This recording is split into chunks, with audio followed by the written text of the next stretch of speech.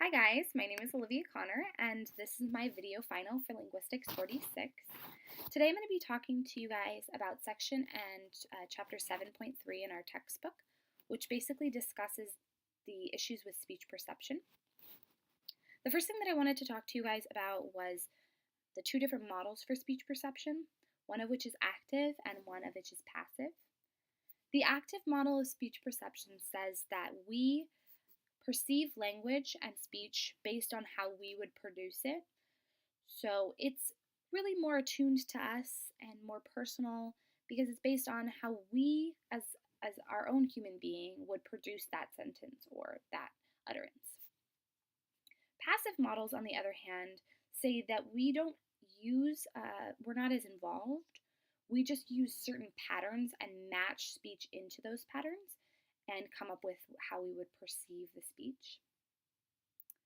As we now know, the human auditory system and perceptual system is really attuned to speech sounds and recognizing them, but there can be some issues with this.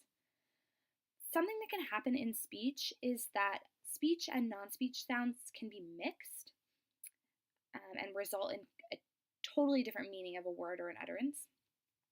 Our perceptual system really tries hard to separate out the speech sounds from the things like coughs, but it's not always perfectly accurate. It's mentioned in this section that if it is possible for a sound that is a non-speech sound to be perceived as a speech sound and for it to make sense, it will be perceived that way. One example would be with the word soil. So at the end of the S in the word soil, if there's a pause or a silence actually, that silence can be perceived as being a P. And so instead of soil, you'll end up with spoil, which is obviously a completely different word. Something that helps us with this is there's frequently a lot of verbal and visual cues that can help us determine which sound we are actually hearing. And so for the example with the P that I just talked about, that P sound is not just determined by the silence, but it's determined by small things before the silence and after the silence as well. And so we're attuned to that and we will recognize those small things before and after that silence that will help us determine if the silence is actually supposed to be a P or not.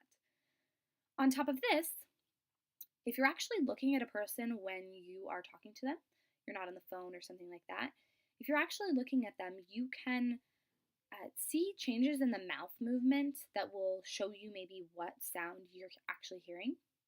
So a good example is with the letters P and B. P and B, if you notice with my mouth, it really closes at the front, P and B. Other letters like T and D, your tongue actually kind of comes forward.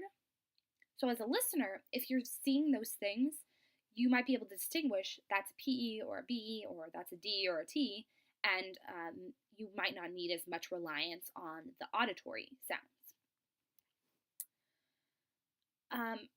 This actually isn't as perfectly accurate either. There's this thing called the McGurk effect. So the McGurk effect says that if we see two conflicting visual and auditory cues, we will come up with a third sound. So for example, you might have a visual cue that is ba and an auditory cue that is ga, and you're going to maybe come up with something like da because those sounds are also similar. Another thing, though, that helps us is that we can do cue trading.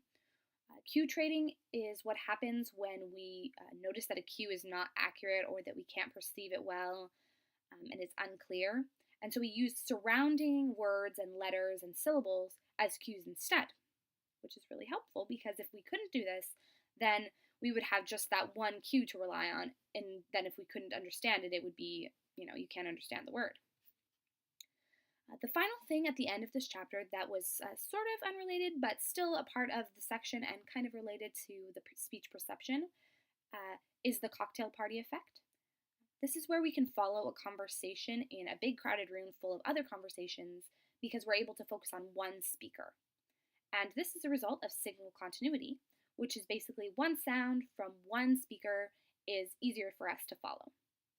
So that is my little summary of chapter 7 and Section 3, and I hope you guys really liked it.